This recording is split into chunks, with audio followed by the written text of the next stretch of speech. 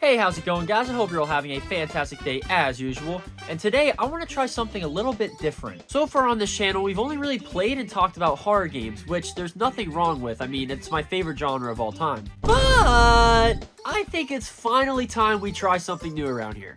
Although horror is my favorite genre by a long shot, I also heavily enjoy games made by Nintendo. I mean, Nintendo has created some of my favorite games ever. Back in elementary school, on my bus rides home, I used to love playing Mario 64 DS with all my friends.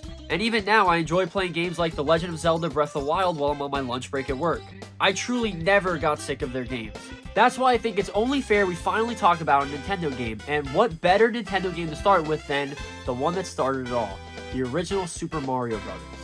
Now, if you somehow don't know what Super Mario Bros. Is, then you're either too young to understand what I'm saying right now, or you've lived on a remote island your whole entire life and this is your first time seeing the real world.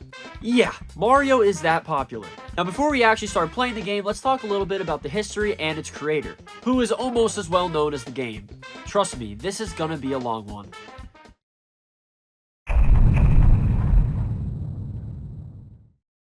Shigeru Miyamoto was born on November 16, 1952 in the town of Snowball, Kyoto Prefecture. He had a good life growing up and mainly enjoyed exploring the wilderness around his home.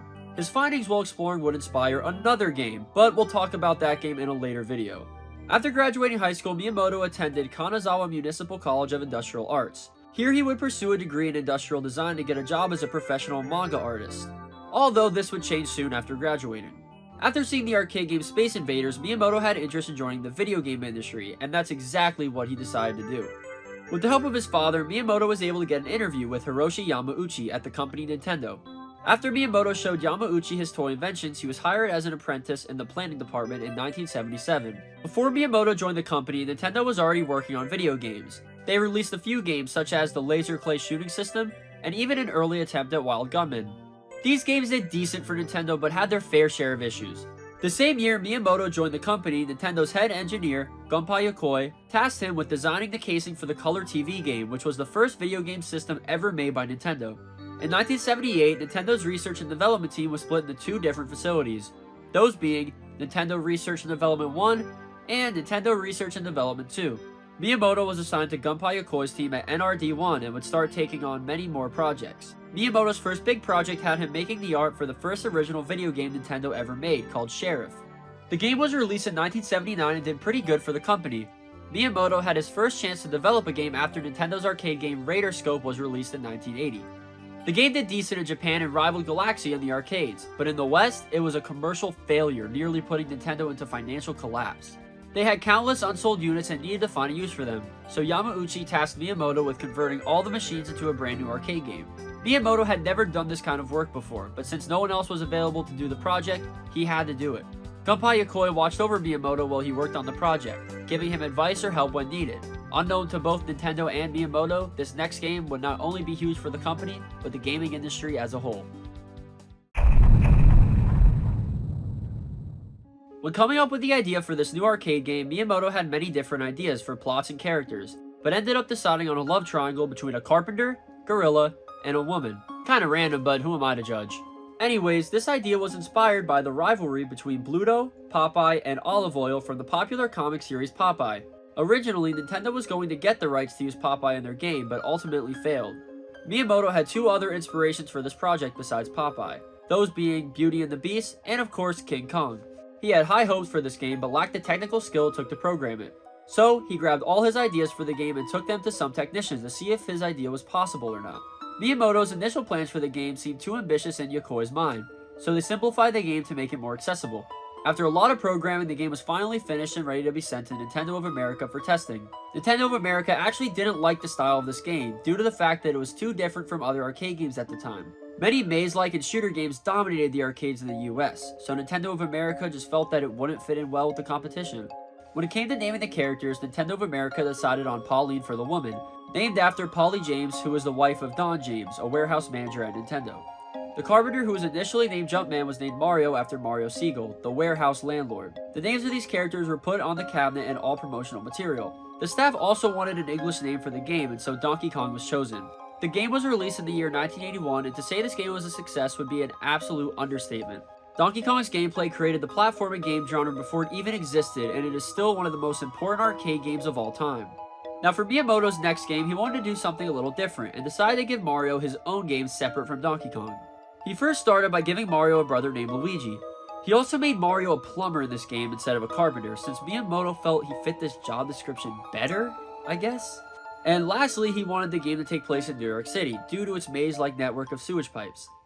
Yokoi and Miyamoto decided the game would work best if Mario and Luigi had superhuman-like abilities. This is what gave Mario his iconic jump, allowing him to jump however high he wants without taking any damage. In this game, you try to defeat hordes of enemies in the sewer without dying, trying to get the highest score like most arcade games at the time. After testing the game and making some changes, it was finally ready to be released to the public in the year 1983. Mario Bros was a decent success, not quite as impactful as Donkey Kong, but still sold extremely well. This was the first game in the Mario series and would certainly not be the last, as Miyamoto had more plans in store for Mario and his brother Luigi.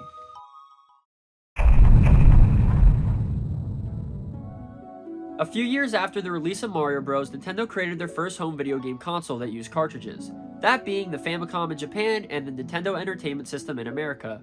These systems have a history of their own, but we don't have time to talk about that right now. Anyways, after 3 total years of programming games for these systems, Miyamoto and Takashi Tezuka of the creative department got straight to work on creating a fun yet simple game for the system. Miyamoto had a vision for this game and called it an athletic game, since platformers wasn't a genre yet.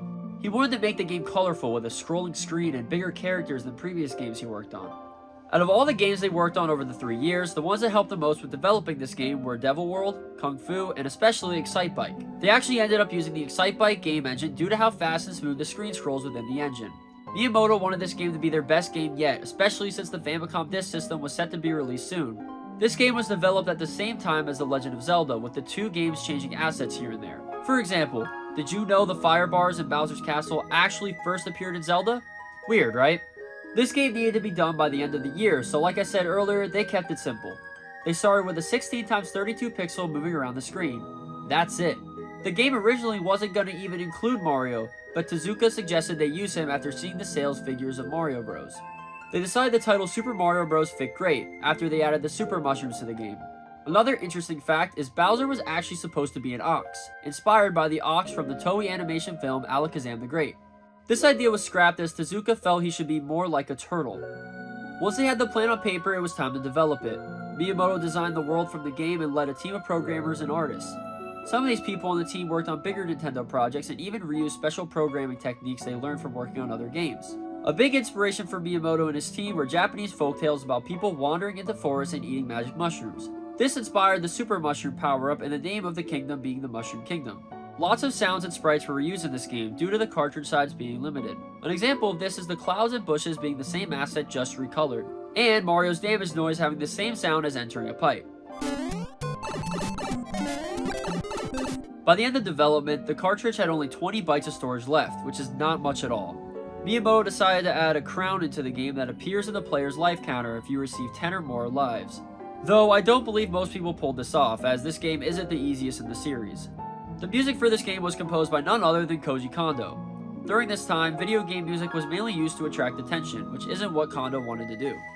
He wanted the music to be a main part of the experience. He did this by having the music sync up with the sprites themselves during gameplay. During this time, most game composers would make music for the game after the project was completed, but Kondo worked with the development team almost the whole way through. A prototype of the game was given to Kondo so he could see the general theme of the game. This helped him with composing both the music and sound effects for the final project. Koji Kondo's work on this game pushed the industry to make music a bigger part of their games. To this day, the Overworld theme for this game remains one of the most known pieces of video game music ever. Super Mario Bros. Was released for the Famicom on September 13, 1985, and changed video games as we know it. This game helped create one of the greatest game franchises ever made and even helped turn Mario into a cultural icon. It is even credited for resurrecting the video game industry after the crash of 1983. At this point, what hasn't Mario done? Okay, I know that took a while, but I mean, we're talking about one of the biggest gaming franchises ever made and one of the most important people in the gaming industry. Anyways, let's stop talking and actually get to playing the game. For the sake of this video, we'll be playing the game on the NES library on Nintendo Switch, since I don't have the right stuff to record on my NES or Famicom. Now when you first start the game, we have Mario on the screen and 2 different options to choose from. 1-player game and 2-player game. Like usual, I have no friends to play with today, so we will be playing single player. The first thing you'll notice when you start playing is the Overworld theme, which like I mentioned earlier is one of the most iconic pieces of video game music ever. I mean seriously, if you've never heard the song before, you're not human. After walking a few steps, we encounter our first enemy in this game. And no, it's not a piece of shit. This right here is a Goomba. These guys walk in a straight line and are pretty much completely harmless. To defeat them, you just need to simply jump on top of them and crush them down. We also get our first look at the question blocks. When you hit these, you can get a few different items from them. Usually some coins or a power-up. There are even some hidden question blocks you can find. But we'll talk about those later when we actually find some. This first power-up we found is called a Super Mushroom. When you collect this power-up, Mario becomes 2 blocks tall and can take an extra hit from enemies. We're also able to destroy blocks we couldn't destroy before. Moving on, there's a lot of these green pipes which just act as obstacles at this point. And here we have our first hidden block. How are you supposed to find this, you ask? Great question, because the game tells you absolutely nothing. Keep in mind, this game was released at a time where every game was super cryptic. I mean, look at the first Zelda game, it's even worse. Anyways, this hidden block has a 1-up in it. Collecting these increases your total number of lives. And this would be a perfect time to talk about how the live system works in this game before we get too far. When you start the game, Mario only has 3 lives, and when you die, you go back to level 1-1. Imagine being at the final fight of the game and needing to restart since you ran out of lives. Yeah, nobody wants to go through that. So, you can actually gain more lives in a few different ways. The easiest way is by collecting 100 coins. Doing this grants the player an extra life. Another way is to find the hidden blocks in different levels, just like we did here, but finding these without a guide is pretty much dumb luck. And like I mentioned in the history section, you also can get a cool crown next to your life counter if you reach 10 or more lives. Again though, this game isn't easy, so good luck getting the crown. That's pretty much all you need to know about the live system in this game, so let's get back to playing. Up ahead I found another question block that instead of giving me a super mushroom gave me a fire flower. This allows Mario to throw fireballs at the enemies and defeat them in just 1 hit. This is very useful for keeping enemies away and will be extremely helpful later on. This next enemy here is a Koopa Troopa. I mean, these guys act very similar to Goombas except for the fact that after jumping on them, they aren't dead. After jumping on them once, they hide in their shell, and after jumping on them a second time, they start to bounce around the map. This can be really annoying, especially in tight areas or when you're not paying attention. There's honestly not too much to say about these guys, they're pretty basic. Now I know I said before that question blocks house power-ups, but what if I told you all blocks could? This is Starman, and it's definitely something. This power-up allows you to go through anything in your way, making you completely invincible. At the end of the level, there's a big flight of stairs we can climb which leads to a flagpole. The higher on the flagpole you make it, the more points you get.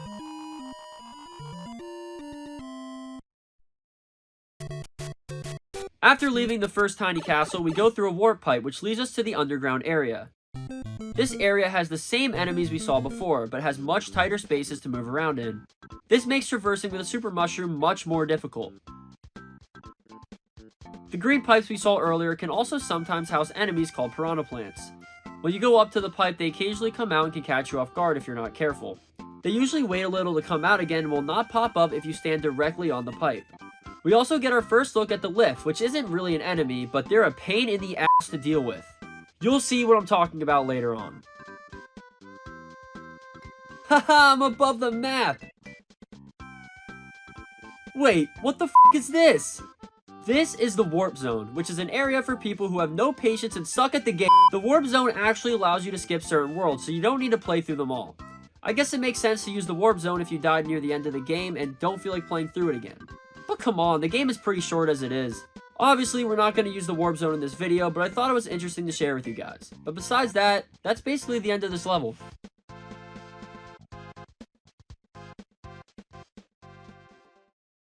This level here is the first semi-dangerous one. There's a lot of jumps here you need to do correctly or you're falling straight to your death. We also have a new enemy in this level. This is a Koopa Paratroopa, and they are just Koopa Troopas with wings. These guys like to move in a set direction or sometimes very sporadically. If you land on these guys once, they lose their wings and turn into normal Koopa Troopas. They're slightly more dangerous than Koopa Troopas, but the ones in this level are easy since they just move up and down. Remember what I said earlier about the lifts? So here we have our first lift that moves left and right. This isn't too bad to deal with, but this will not be the last rendition of the lift we see. This castle is a lot bigger than the last one. Why is that? Well, I'm glad you asked. The reason for this is because the next level we play will actually take place inside the castle itself. Each world has 4 different levels, with the last level always being inside of a castle.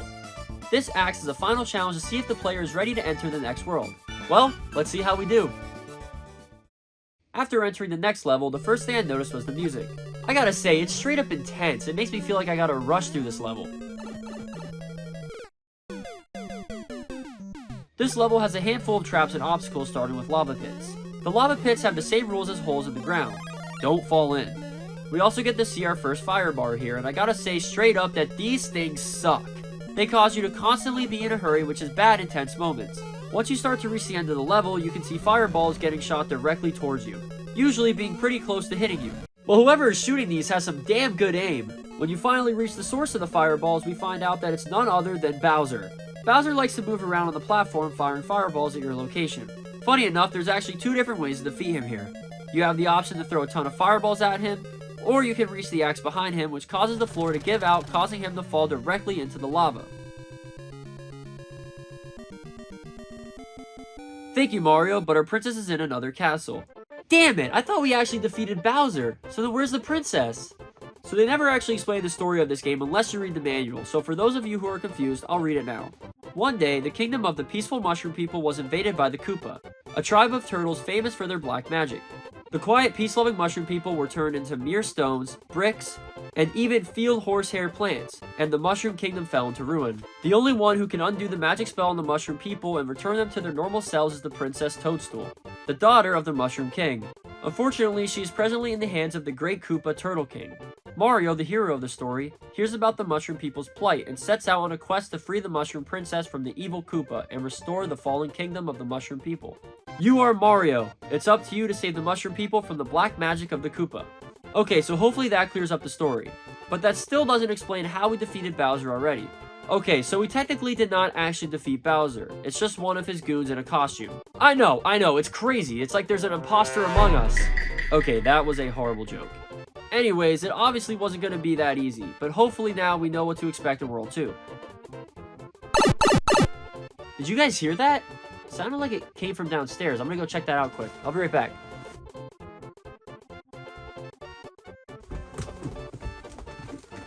What the hell? Yo, what are you guys doing here? I was just playing your game. We don't know. You don't even know where you're at?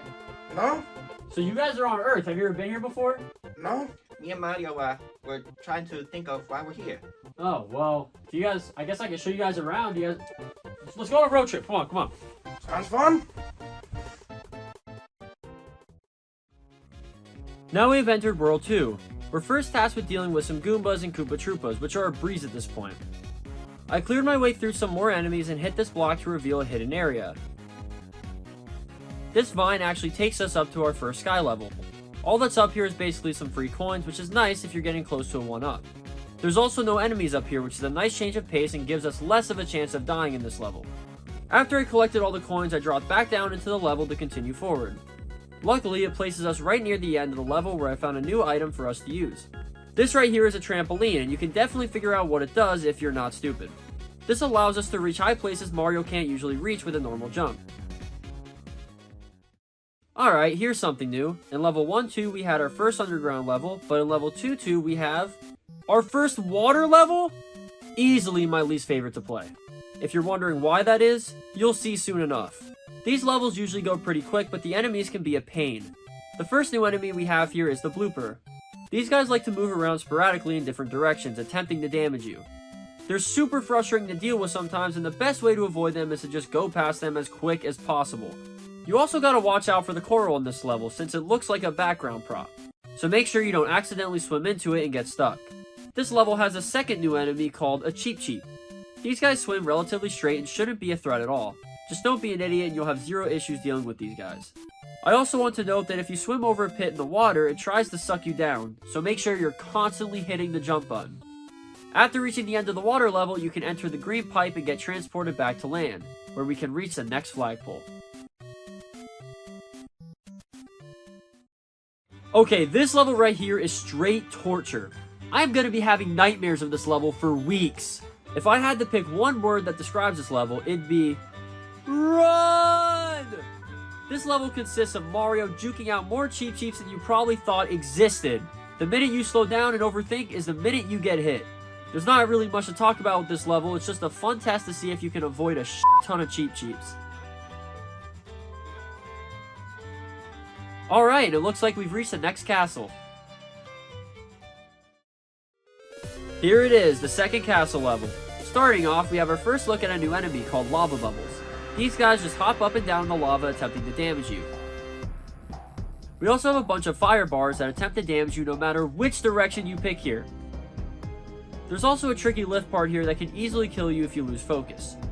After passing this section, we can see we're getting close to Bowser. And here he is, Bowser. I took some damage here but still managed to sink him into the lava, and who would have guessed, Bowser isn't here. The bright side is we're one step closer to the end. Alright guys, so this is the snow, this is the woods. What do you think about it? Cold. It reminds me of Snowball. Pretty nice, right? Yo, there's a mushroom! No, wait! Bro! You're an idiot! What the heck, That was Mario? terrible! What It the could have heck, been Mario? poisonous! I don't care! That's what the mushrooms were used to. What the heck, Mario? They're poisonous! Nuh-uh. Alright, dude, listen, since it's snowing, I know the perfect thing to do. Let's go to the park, let's play some frisbee. You know what frisbee is? Frisbee? Is that with the plates? Yeah. I'll show you what frisbee is. Let's go. Alrighty, it's officially night and we got our first snow level. This level starts off with some Koopa Paratroopas, and these ones are moving sporadically, just like I mentioned they could do earlier. After clearing them out, I entered this pipe and found a secret area. This isn't out of the ordinary, a lot of the levels in this game actually have secret areas in the pipes. This is just the first one that I found. After collecting all the coins, I left the secret area and came out of a pipe that's in front of a bridge. Now this is where the level is going to go to hell. Exhibit A, the Hammer Bro. To say these things fucking suck would be an understatement. They're unpredictable, attack way too fast, and always find a way to damage you. The Hammer Bro's main attack is obviously a hammer. Once you get in their line of sight, they will continue to throw hammers at you until you either go off screen or kill them. I decided to kill one of them and leave the other go since I didn't want to lose a life. I fought my way through a bunch of Koopas, Goombas, and Koopa Paratroopas until I reached the end of the level. If this is only World 3, I don't want to see what comes next. Contrary to my belief, this next level was extremely easy. I fought my way through a bunch of enemies we've previously dealt with and even found a Starman. The Starman power-up allowed me to race to the end of the level no problem at all, defeating every enemy in my path.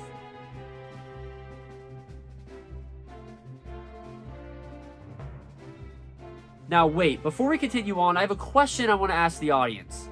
When I was doing research for this video, I found out for the first time that the star power-up shown here was called Starman.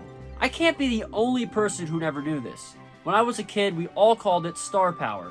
I don't remember a single person I know ever calling it anything else. Maybe I'm going crazy, I don't know, let me know in the comments. Okay, level 3-3. This level is just like level 1-3 in almost every way. Both the enemies and the level format are overall the same. Now here's where I'm going to talk about the lifts again. Last time we saw these guys, they started moving left and right, which is fine. But this is where I start to get pissed off. Yeah, they now fall down when you step on them. The lifts also decide to become weighted scales in this level.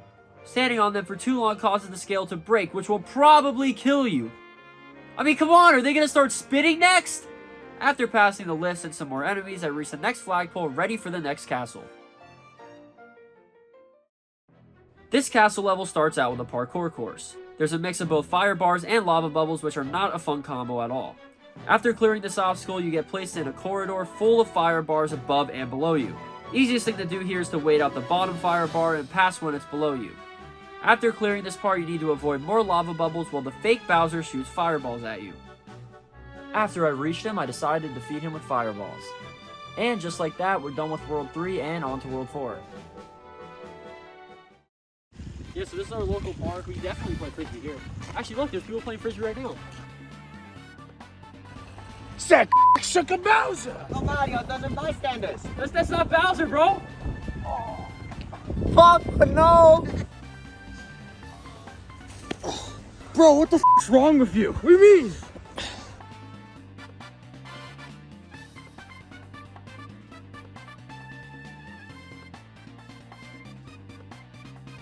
I was just looking around here. Let's look for that critter.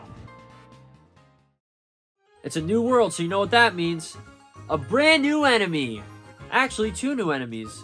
This right here is Lakitu, and what he's throwing at you are called Spinies. Lakitu likes to float at the top of the map, making it extremely difficult to attack him.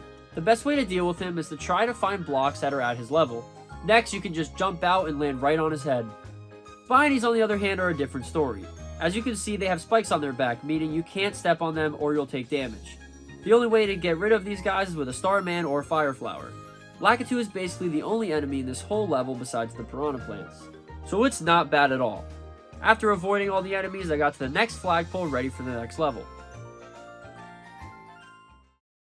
This level starts off strong, having lots of awkward jumps to deal with. After clearing these jumps, I had to deal with a bunch of Goombas. We also have another lift, which is functioning like some we've seen before. If you move forward a little bit more, we actually have a new enemy in this level. This is the Buzzy Beetle, and overall they function the same as Koopa Troopas, except there's one defining detail that separates the two. Fireballs don't affect them at all, meaning the only way to defeat them is with a star or by jumping on them, and we know how that goes. Moving on, we have some more familiar enemies and a ton of lifts. This whole level just wants to piss me off, I guess. After reaching the end of the level, we take a pipe back to the overworld where we can reach the next flagpole.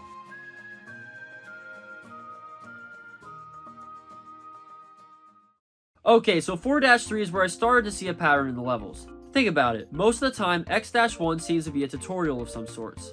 X-2 seems to be a specialty level such as underground or water levels.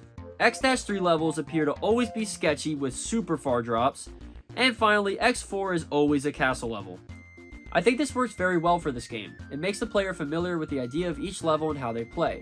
But each world you get makes the design of the level much more difficult than the last. I know it's not the same every time, but it's just something I noticed that I thought you guys might find interesting.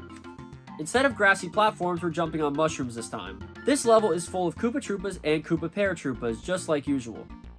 The lifts in this level are actually helpful. I have no complaints at all.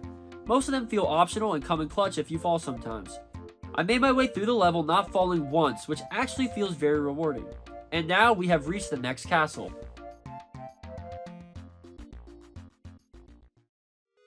And this is where shit gets real.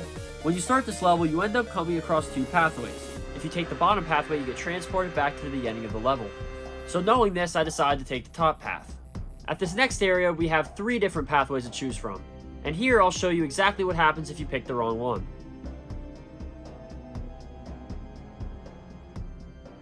Yeah, so make sure you're going the right way. The correct path is the very bottom path, so that's the way I took. The boss fight here is a little bit trickier than the last ones. That is because we have to deal with the fake Bowser, a fire bar, and a lava bubble, all at the same time. Bruh. And just like that, we found our 4th toad.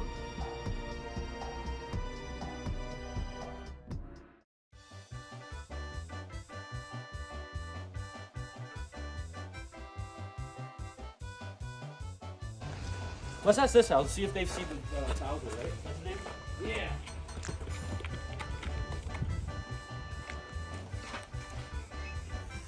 Yo, what's up, bro? How you doing? I'm good. Okay, so you guys want to explain what we're looking for here? We're looking for the king of the Koopas. Have you seen this yellow lizard? He's about like yay high. Are you guys on drugs? Maybe. You too. You good, bro? Whoa, whoa! Get off my block! Oh, my arm! Now we are officially halfway done with the game. This level starts off with a bunch of Goombas and Koopa Troopas. After moving on, we have another new enemy. This is the Bullet Bill, and they are terrifying. They randomly fire out from the Bill Blaster and will travel in a straight line quickly. The thing that makes them dangerous is the fact that they can come out of both sides. If you have good awareness, then you'll be fine. After passing the Bill Blaster, I found a Piranha Plant that has a hidden underground section in its pipe. Down here, I collected a bunch of coins, and when I came out, I was face to face with another Bill Blaster. The good thing is, after passing him, I was straight to the flagpole.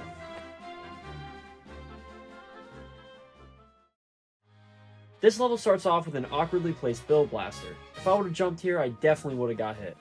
Moving forward, we have our friend return, the Hammer Bro. I was ready for him this time, so I had no problems here. I also got lucky with finding another secret underground location. This time we're underwater? Okay, so this is a death trap. Not only do we have the bloopers and Cheep Cheeps trying to attack us, but now we have the lifts trying to take us out. Whoever designed this level is worse than the devil. After coming out from the water section, I had to deal with some Buzzy Beetles, which were light work, especially since we had a Starman. Our last challenge are these stairs. Oh no! Alright, and just like that, we beat the level. Level 5-3 is just like all the other X-3 levels. The only difference here is bullet bills continuously fire at you with no signs of slowing down. The worst part is there's no bill blaster, meaning no matter how far you travel, they won't ever stop firing at you. There's also a fair share of Koopa Troopas, Goombas, and Koopa Paratroopas. The lifts don't do anything crazy here, which is really nice since this is the last level we need to complete to enter the next castle.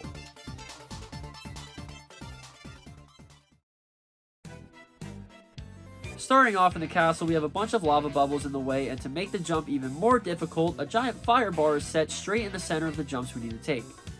Taking this slowly is probably the only way you're going to get past. This level is nearly identical to level 2-4, just slightly more difficult. I mean, look at them side by side.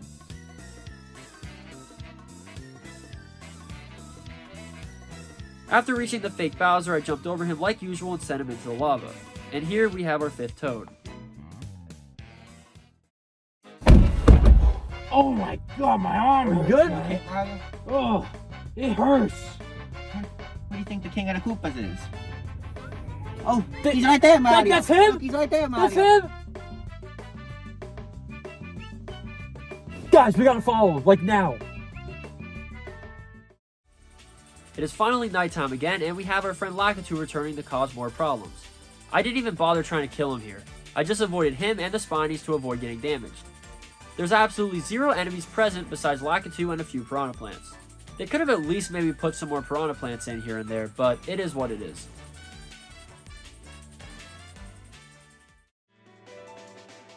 I ended up finding a secret area underground again with a bunch of coins. After arriving back to the overworld, I made my way straight to the flagpole. I had to fight my way past a bunch of different enemies here, and the Piranha Plants were definitely my biggest problem. I mean, just look at how many there are! You're bound to get caught off guard at some point.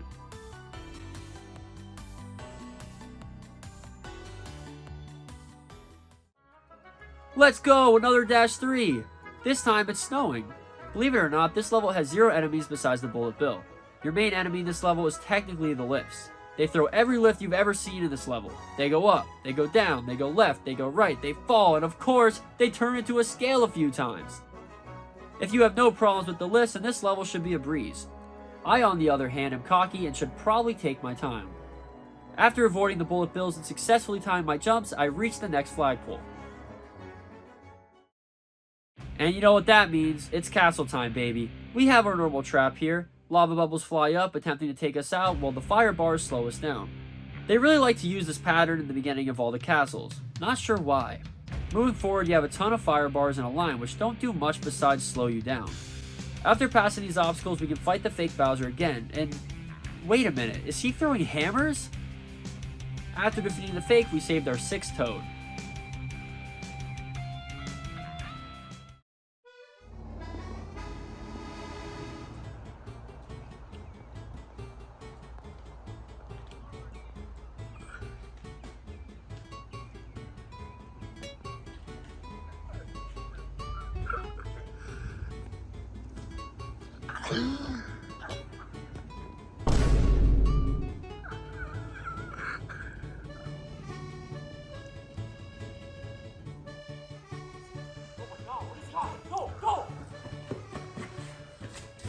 Yo!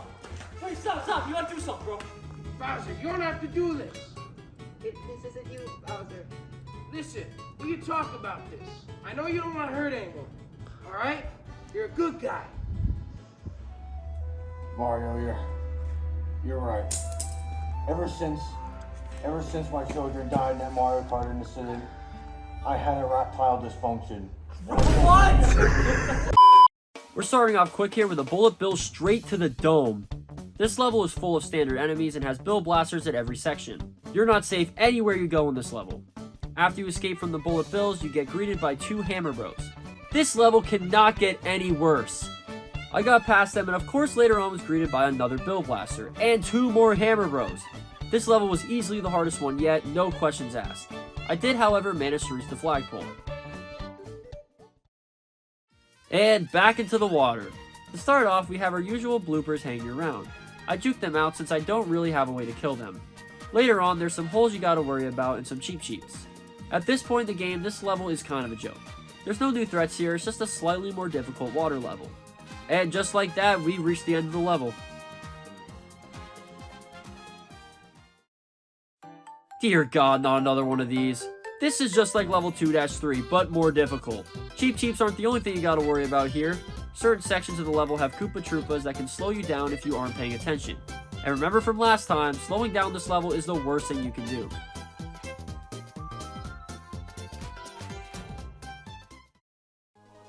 Oh boy, 7-4. This level is a pain in the ass the first time you play it. The whole level here is a maze. After you pass the lifts and the lava bubbles, the puzzle begins. And no, there is no way to figure it out besides guessing. Like I said earlier, this was a common problem with NES games at the time. In order to complete this puzzle, you must go down, middle, top, top, middle, top. Good luck figuring that out yourself. After completing this puzzle, you can fight the fake Bowser again. After defeating him, we found our 7th Toad. On to the final world. It gets better, bro. Trust. It's all right. You're the good guy now. No! No! Uh-oh. Take my hat, Matt.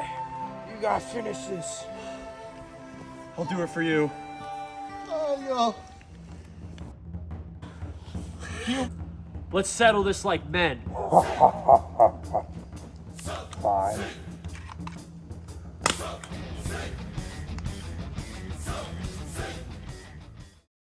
This first level is an accumulation of everything we've been through so far. You start off fighting Buzzy Beetles and some Goombas. You then deal with some Koopa Troopas and Piranha Plants. I then fought some Koopa Paratroopas and found a Starman, meaning the level is basically over.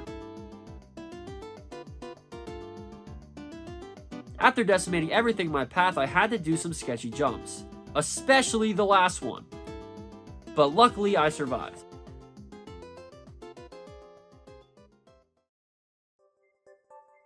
The next level starts with a Lakitu.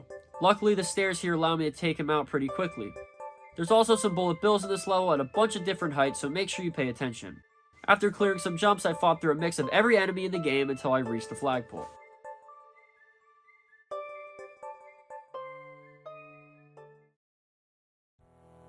This is it, level 8-3. This level acts as the entrance to Bowser's true castle. The level starts off with a Koopa Paratroopa and some bullet bills. After clearing them out, you have to fight 2 Hammer Bros, and then you need to fight 2 more again. 3, 4, 5, 6?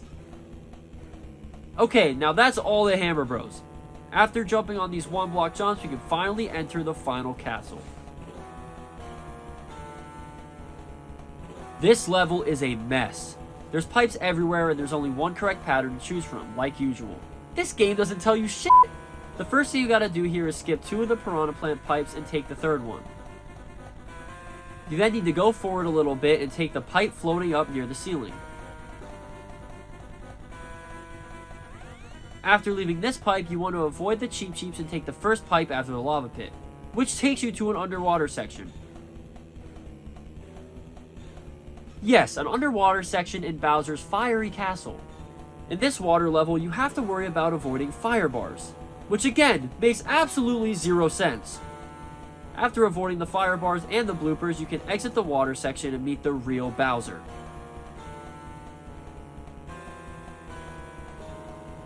Bowser can shoot fireballs and throw hammers, so you need to pay attention to his pattern. Sadly, this isn't some epic fight. He dies as easily as all the other fake Bowsers from this game. After defeating him, we have finally saved the princess. I just beat the game! Why do I have another quest to do? So just like Zelda, this game has a second quest. It's actually just the original game, just slightly more difficult. Nothing you need to do, but it's nice to have the option. And that's the game. Overall, I heavily enjoy this game. I played it for the first time 3 years ago, I want to say, and I absolutely loved it. The game still holds up great today and plays just like the Marios we have now, just much more simplified. Now, before I end the video, I want to thank a few people who made this possible. The people that I want to thank are my friends John, Kian, Xander, Zane, and Gavin. Without you guys, these skits wouldn't have been possible, and I hope you guys enjoyed them as much as we enjoyed making them. And like usual, I will see you guys in the next one. Peace.